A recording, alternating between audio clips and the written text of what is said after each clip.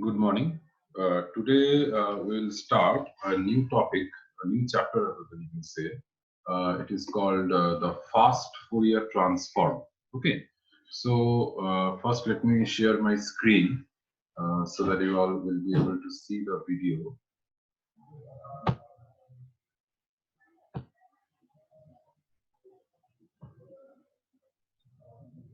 Okay. So here, I think you all are able to see the heading is written fast Fourier transform. So what is fast Fourier transform basically? Means rather than if you want, you can ask what is the difference between the discrete Fourier transform and fast Fourier transform. Is there any difference? Obviously, there is a difference, isn't it?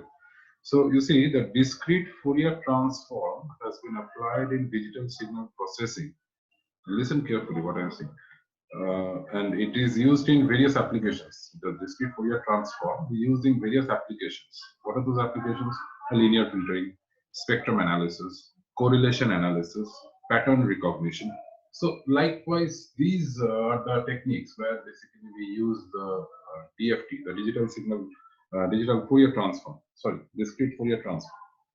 So now what is FFT, or you can say the fast Fourier transform? It is basically an algorithm that I have written. You see, it's an algorithm which is used for the computation of DFT, the discrete Fourier transform, for digital signal processing.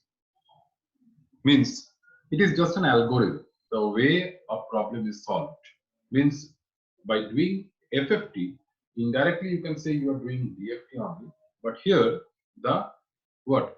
Here the algorithm that we use, the way of doing a particular problem that we use is different from the ways that we have used previously in our discrete Fourier transform chapter. Clear? So FFT, why fast Fourier transform we will use? Why? Because you see FFT, the fast Fourier transform, it is a highly efficient and a very powerful tool of mathematics for calculating the discrete Fourier transform. There are certain advantages also. The FFT, the fast Fourier transform, has the advantage that it requires less number of computations, and thus, if it requires less number of computations, you can say it will be taking or it will be consuming much less time. Okay, for computation, the number of computations is reduced because why? Because in FFT, the calculations of the coefficients of DFT are carried out iteratively. Iteratively means there is a new term that you heard just now, iteratively. So what is iterative, or what is the word iteration means? Iteration means loops, L-O-O-P. You have heard the word loop. Loop means cycles. How many times or how many iterations are carried out for a particular program, for a particular operation. So that we call the number of loops or the number of cycles that we see. Clear? Now, FFT is basically based on the decomposition and breaking the transform into smaller transforms and thereby combining them to get the total transform.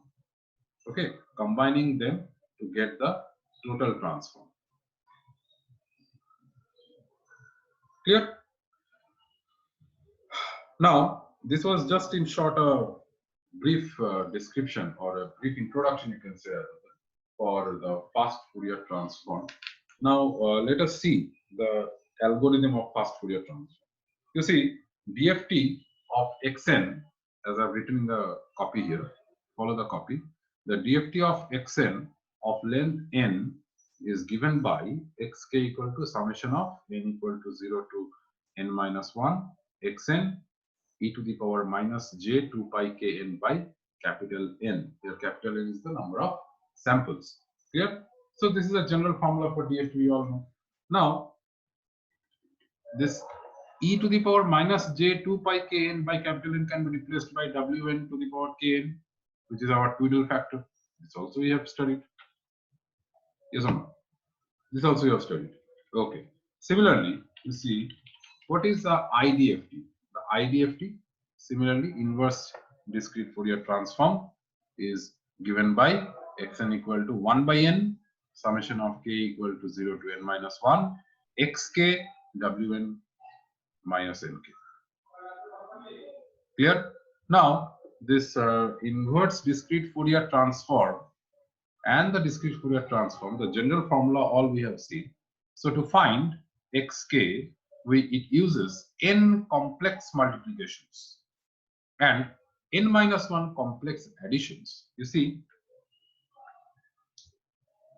n complex multiplications and n minus 1 complex additions. Summation means addition. Clear? So to complete all n values of DFT, it will be obviously requiring n square complex multiplications, isn't it? And n into n minus 1 complex additions. So the n point DFT is given by xk equal to xrk plus j of xik.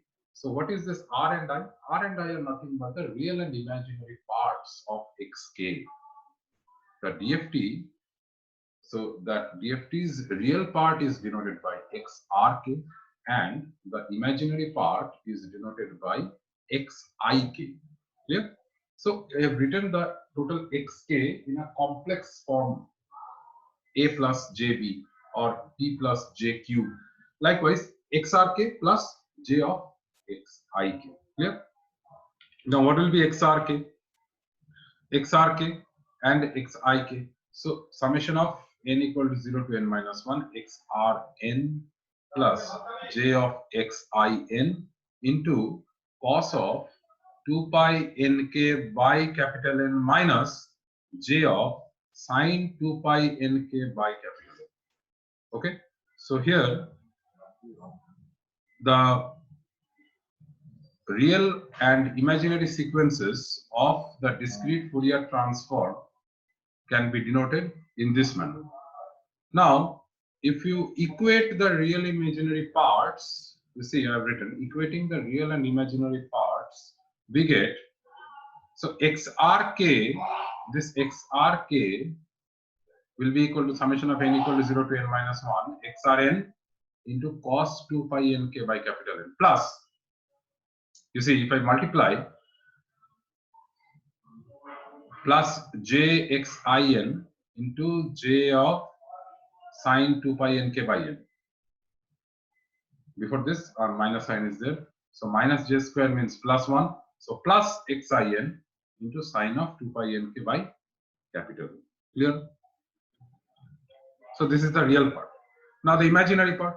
What will be about the imaginary part? Imaginary part will be of obviously minus of n equal to 0 to n minus 1 xrn cos of 2 pi nk by capital N minus xin sine of 2 pi nk by capital N. Clear? Clear all of it? Now you see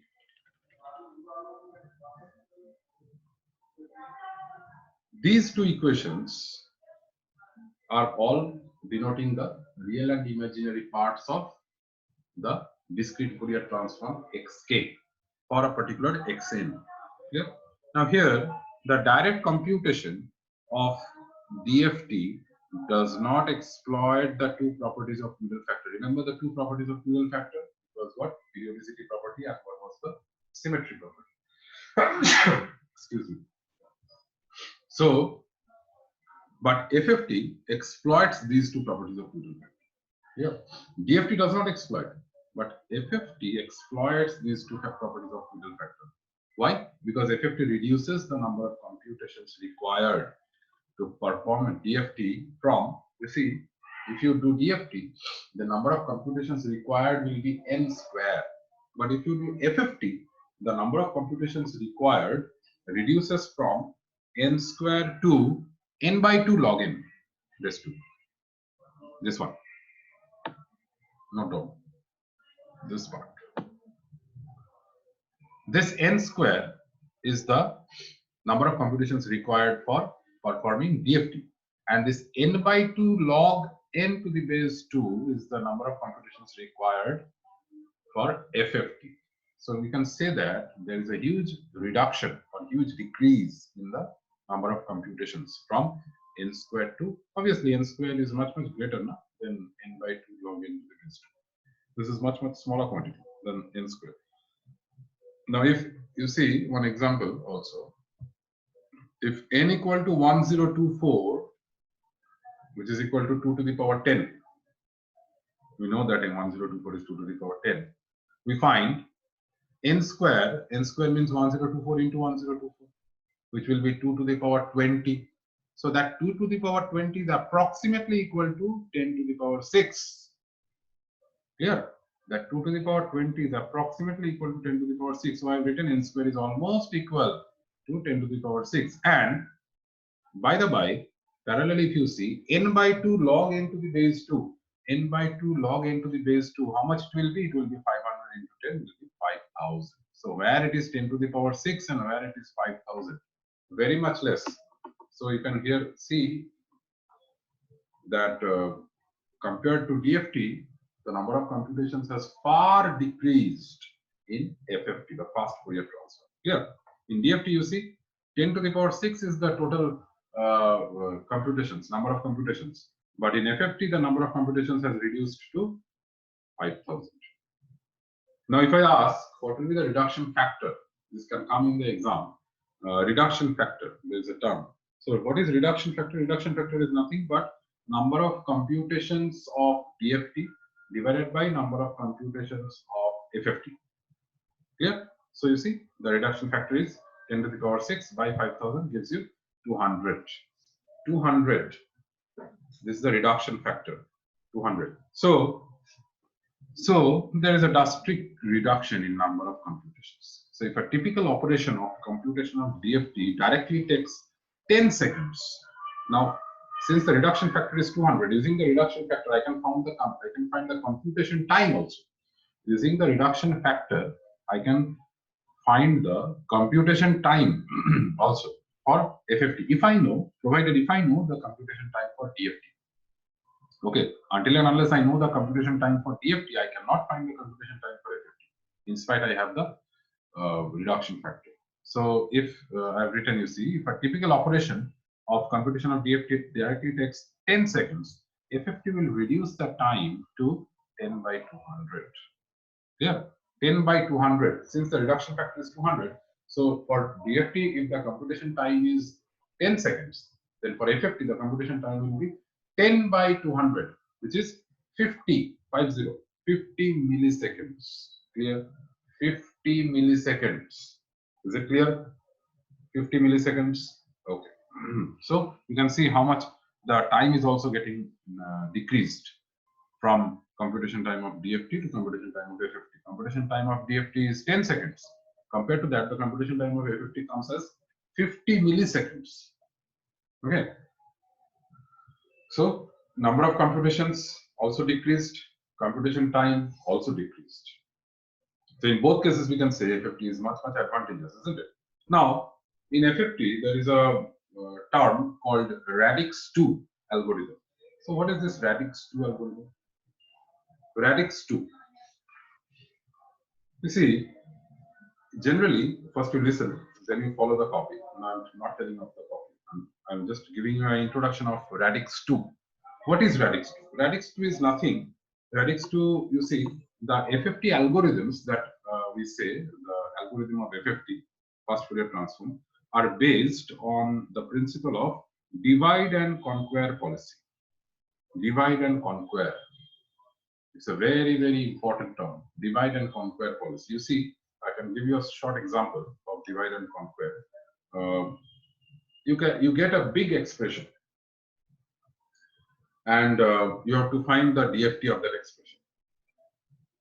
Rather than, in the previous chapter, you remember, we have done section convolution, isn't it? Section convolution. There, what did we do? We have divided the input sequence into number of small input data blocks. And individually, we have calculated the convolution process. Yes or no? For overlap save and overlap add methods. After that, again, we have combined them up and have got the total value of yn output sequence. Yes? So that is what called divide and conquer. Means divide, तोड़ो, फिर उसको जीतो, तोड़ के जीतो. This was the famous policy. The divide and conquer policy is a famous policy of the British rule. In India, they ruled over 200 years using this policy only, divide and conquer. Okay, so this was a short example. Now listen, the FFT algorithms are also based on the same principle, divide and conquer policy, of decomposing the discrete Fourier transform of a sequence of length n into successively smaller discrete Fourier transforms. Clear? Now, what is this radix 2 algorithm? You see, I have written this algorithm states that the number of output points n can be expressed as a power of 2 such that n equal to 2 to the power m, where m is a integer. Clear? Again, I am telling you. Radix 2 means the number of output points, capital N, can be expressed as a power of 2. How? Such that n equal to 2 to the power m, where m is integer. Clear, all of you? So, now, the FFT algorithm is of two types. One is DIT, I have written, you see, and the one is DIF. What is this DIT and DIF? DIT means decimation in time, and DIF means decimation in frequency.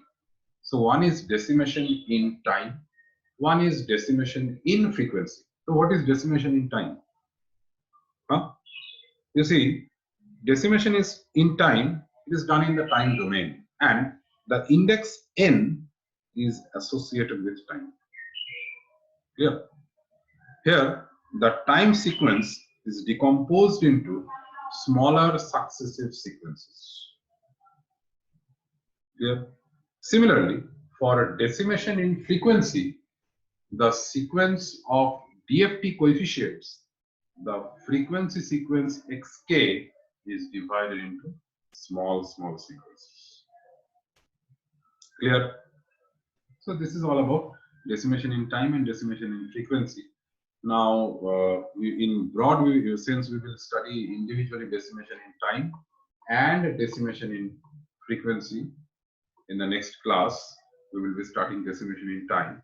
So today, I just gave the introduction of fast Fourier transform, the algorithm of the fast Fourier transform, its advantages, why do we use it, the radix 2 algorithm, and the types of fast Fourier algorithm, fast Fourier transform algorithm. Okay, so one is, there are two types. One is decimation in time, one is decimation in frequency. Thank you.